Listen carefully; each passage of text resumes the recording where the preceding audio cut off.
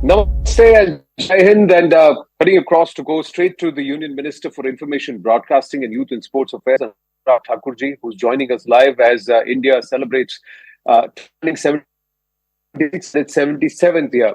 अनुराग जी नमस्ते, जय हिंद, बहुत बहुत धन्यवाद। आपकी व्यस्तता के बीच में आपने समय निकाला, बहुत बहुत आभार। सबसे पहले से जानना चाहूंगा, आज सुबह नमस्कार आपको और आपके करोड़ों दर्शकों को भी स्वतंत्रता दिवस की बहुत बहुत बधाई। धन्यवाद अनुराग जी। आज सुबह रेड फुट पर आप थे, मैंने ध्यान दिया कि आप काफी सारे नोट्स ले रहे थे। प्रधानमंत्री के कौन से फैसेट पर आप सबसे पहले हाईलाइट करना चाहेंगे जो उन्होंने आज अपनी स्पीच में कहा है?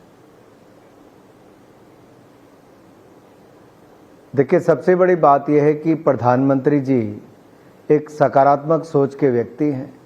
पॉजिटिव थिंकिंग के कारण ही ये देश को आगे बढ़ा पाए और आज भी उनकी सोच में स्पष्ट तौर पे देखने को मिला कि जैसे विश्व भर में भारत की चेतना के प्रति और भारत के समर्थ के प्रति लोगों का और विश्वास बढ़ा है, लोगों का और आकर्षण पैदा हुआ है। ये अपने आप में दिखता है कि भारत में दुनिया उम्मीद देखती है, एक होप देखती है और भारत के युवा शक्ति जो है उसका सामर्थ्य जो है प्रधानमंत्री जी ने उस पर प्रकाश डाला और 140 करोड़ भारतीयों को परिवारजन जो मानते हैं पहले दिन से, सबका साथ सबका विकास के साथ काम किया और ये परिवारजनों को आगे बढ़ाते हुए अब उनको कहा है कि आज हम सबको इकट्ठे मिलके अमृतकाल से स्वर्णिम काल की ओर ऐसे चलना है कि अगले 25 वर्षों में भारत को विकसित भारत बनाना है और आज जो हम निर्णय करेंगे वो भारत को अगले 1000 वर्षों तक प्रभावित करेंगे, उनको आगे ले जाएंगे। तो आज की पीढ़ी के ऊपर एक बहुत बड़ी जिम्मेदारी वो देखते हैं और विशेष तौर पर जो उन्होंने बात कही कि कोविड में जो भारत ने प्रबंधन किया, जिसकी साख पूरी दुनिया भर में भारत की बड़ी बढ़ाई, उसके बाद जो न्यू वर्ल्ड ऑर्डर है उसमें जो जियो पॉलिटिकल इक्वेशंस बन रही हैं उसके चलते भारत के पास अवसर है बहुत आगे बढ़ने का और भारत ने अलग अलग क्षेत्रों में लीड करके दिखाया है। We are no more follower but we are leading in many areas also, जैसे मिशन लाइफ है, इंटरनेशनल सोलर अलायंस है या G20 की हमारी अध्यक्षता है। तो जहां एक और उन्होंने उन सब बातों के बाद में कहा कि कैसे हमें न्यू ग्लोबल वर्ल्ड ऑर्डर में हमें कैसे अपना स्थान प्राप्त करना है, कैसे आगे बढ़ना है। वहीं पर उन्होंने 3 जो बातें इस पे कही कि डेमोग्राफी, डेमोक्रेसी और डाइवर्सिटी, इस त्रिवेणी का भी हमें लाभ उठाना है। ये ताकत भारत के पास ही है। डेमोग्राफिक डिविडेंड हम कैसे उठाएं, लोकतंत्र की एक महाशक्ति होने के कारण अच्छे लोगों को चुन के हम बार बार कैसे लेकर आएं, और जो डाइवर्सिटी है, हमारी जो विविधता में एकता की हम बात करते हैं, उस पर भी उन्होंने एक तरह से हिंट किया। लेकिन एक बात और कह के गए कि 3 कुरीतियों से जो हमें छुट्टी पानी है वो भ्रष्टाचार, परिवारवाद और तुष्टीकरण से इस देश को मुक्ति दिलानी है। पर ये जो भ्रष्टाचार, परिवारवाद और तुष्टीकरण 2013-14 में जब सरकार में नहीं थे, विपक्ष में थे, तो सरकार पर यह आरोप था। आज 10 साल बाद सरकार पे है और अब विपक्ष पे यह आरोप है, तो बदला क्या है अनुराग जी? बदला इतना है कि इन 9 सालों में घोटाला मुक्त सरकार दी है, भ्रष्टाचार मुक्त सरकार दी है, सुशासन के नए आयाम स्थापित किए और सरकार की जवाबदेही तय की है, जो पहले नहीं थी हमने की है। एक तो ये। दूसरा, पहले वाले फर्जी खाते बना के पैसा निकालने का काम करते थे, वो रुपया भेजते थे और 85 पैसे बीच में से गायब करते थे। आज 1 रुपया भेजते हैं तो 1 रुपया पूरा खाते में भी आता है। यानी कि यूपीआई आज दुनिया भर की डिजिटल पेमेंट्स में 41% भारत की है। तो ये दिखाता है कि हमने ट्रांसपेरेंसी कैसे लाई, डिजिटल टेक्नोलॉजी का उपयोग कैसे किया। दूसरा, जो 10 करोड़ फर्जी खाते थे अलग अलग योजनाओं में, उनको निकाल के बाहर किया और देश का 2,76,000 करोड़ रुपया बचाने का कार्य किया। तीसरा, बैंक खाते खोले और खातों में सीधा पैसा भी डाला और अन्य योजनाओं के माध्यम से सशक्तिकरण करने का काम भी किया। ये अंतर है। एक विषय पर मैं आपसे द्विमुखी है ये प्रश्न, जहां पर प्रधानमंत्री ने देशवासियों की जगह परिवार जन की बात की, तो क्या परिवार जन और परिवारवाद में एक डिफरेंस दिखाने की, एक रेखा खींचने की कोशिश कर रहे थे प्रधानमंत्री? और दूसरी बात, विपक्ष का ये कहना है कि उनके परिधान जहां चुनाव होते हैं वैसे हो जाते हैं। आज राजस्थानी बंधेज पर यह टिप्पणी है।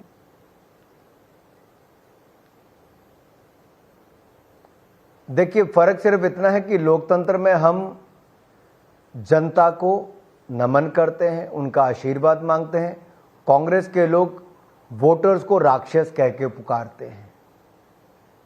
हमने तो किसी को राक्षस नहीं कहा, परिवारजन ही कहा है। परिवारजन इसलिए कहा क्योंकि 140 करोड़ भारतीयों को अपना परिवार मानते हैं।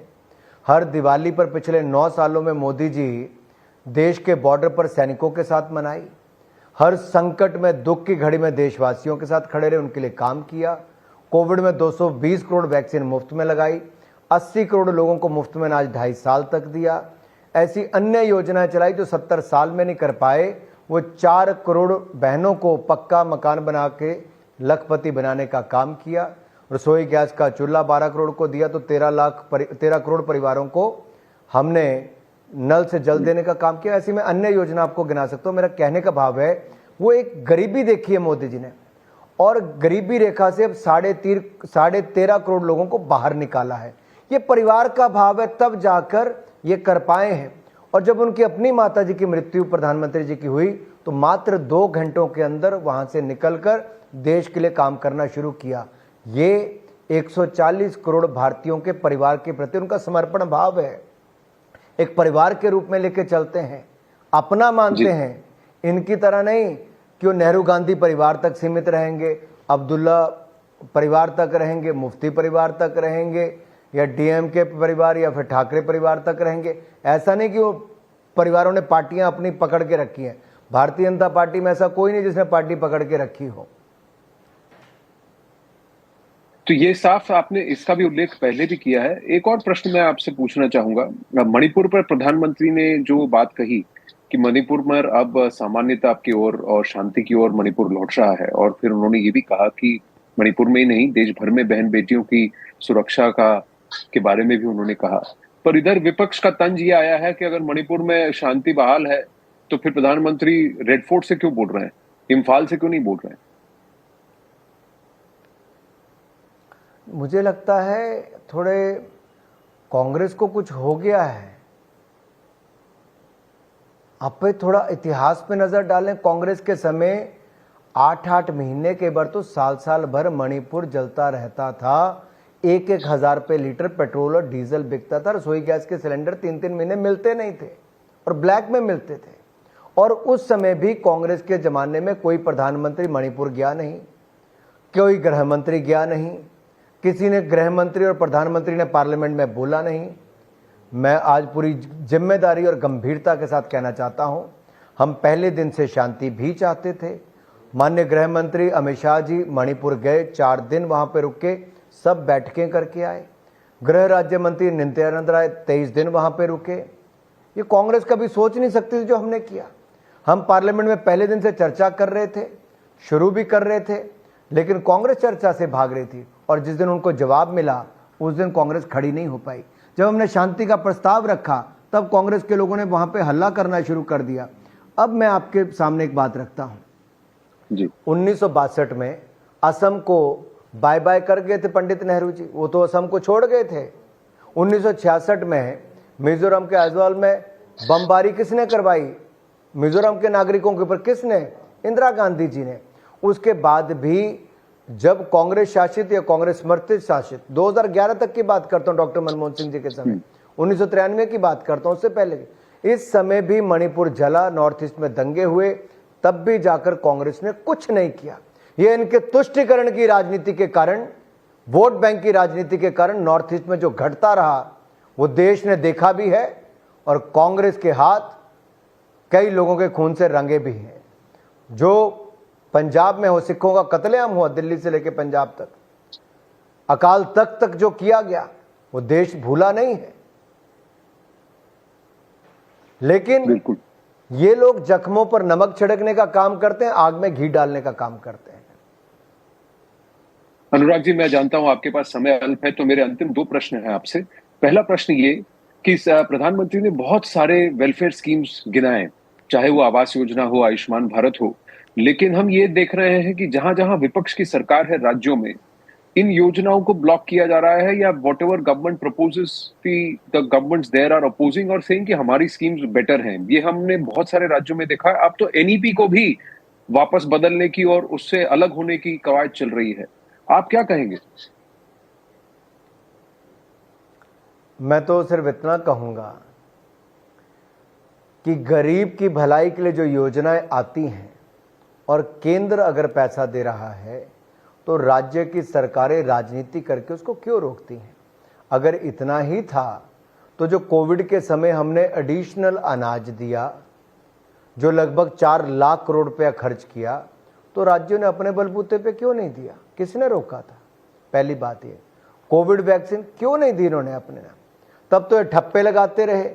बैग आए पश्चिम बंगाल से लेकर अन्य राज्यों में, देखा गया कि अपने मुख्यमंत्री की फोटो लगा के अनाज के ऊपर देते रहे लोग। कोविड वैक्सीन आई तब जाके अपनी वहां पे फोटो लगा के देते रहे, पैसा एक नहीं खर्च किया। इतनी ओछी राजनीति अगर ये स्तर हो गया है और उसमें गरीबों का नुकसान कर रहे हैं, हम तो गरीबों के कल्याण के लिए योजनाएं ला रहे हैं, ये लोग रुकवाने का काम कर रहे हैं, जनता इनको कभी माफ नहीं करेगी। अनुराग जी, एक और प्रश्न है, क्योंकि आप minister for youth and sports हैं, तो हाल ही में हमने देखा है कि महिलाएं बहुत बढ़ चढ़ के आगे कर बोल रही हैं। आज आपने शायद हैंडबॉल टीम को भी विदा किया है। अगर हम चेस की बात करें तो टॉप 8 में अभी इस वक्त हम देख सकते हैं कि टॉप 8 में इस वक्त 4 हिंदुस्तानी हैं, प्लेयर्स हैं। मैं आपसे जानना चाहूंगा, महिला सशक्तिकरण, women lead phase of development, क्या ये एक रियलिटी है और क्या हम भविष्य में भारत में ओलंपिक्स भी होता हुआ देख सकते हैं?